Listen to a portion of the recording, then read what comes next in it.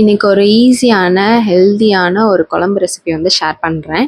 இது பண்ணுறதுக்கு வந்து நான் அவரைக்காவும், கத்திரிக்காவும் எடுத்திருக்கேன். உங்களுக்கு தேவைன்னா நீங்க நீர் காய்கறிகள் எதனா சேர்த்துக்கலாம். இதுக்கு வந்து ஒரு மிக்ஸி ஜாரில் வந்து கடுகு, ஜீரகம், பூண்டு, மிளகு, அப்புறம் வந்து நல்லெண்ணெயில வந்து 4, 5 வரமிளகாவை நல்லா வறுத்து எடுத்துட்டு, அதுக்கப்புறம் ஒரு கொத்து கருவேப்பிலை, மஞ்சப்பொடி, அப்புறம் வந்து 4, 5 பல் தேங்காய் போட்டு நல்லா அரைச்சிக்கோங்கணும். இது கூட வந்து சில பேர் வந்து பச்சரிசியும் சேர்த்து அரைச்சிப்பாங்க ஒரு ஸ்பூன். ஆனால் நான் அதை மறந்துட்டேன். அதனால நான் பச்சரிசி மாவாக கலந்துக்கிட்டேன். அதுக்கப்புறம் வந்து ஒரு சட்டியில் அவரைக்காய், கத்திரிக்காய், அப்புறம் 6, 7 பல் பூண்டு போட்டு அது நல்லா வேக வச்சு எடுத்துடணும்.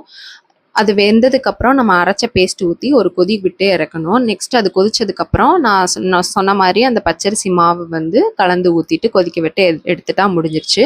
நான் சைட் பை சைடு வந்து புடலங்காவையும் வேக வச்சு எடுத்துக்கிட்டேன் எனக்கு காய்க்கு. அப்புறம் அந்த குழம்புக்கு வந்து ஒரு தாளிதம் போடணும். அது என்னன்னா கடுகு, சீரகம், கருவேப்பிலை போட்டு நல்லா தாளித்து கொட்டி ஒரு கொதி விட்டு இறங்கிட்டோன்னா அந்த குழம்பு ரெடி. ஸோ வந்து லஞ்செல்லாம் சாப்பிட்டு முடிச்சுட்டு நாங்கள் வந்து ஆரவுக்கு வந்து வேக்சின் போடுறதுக்காக கிளம்பிட்டோம். அவனுக்கு வந்து 1.5 வயசுக்கு போட வேண்டிய அந்த வேக்சின் தான் போட போயிட்டுருக்கோம். லஞ்செலாம் முடிச்சுட்டு தான் போகணும். ஏன்னா அவன் தூங்கிட்டானா, அதனால கரெக்டாக இருந்தது லஞ்சு கொடுத்துட்டு அதுக்கப்புறம் கூப்பிட்டு போகிறதுக்கு.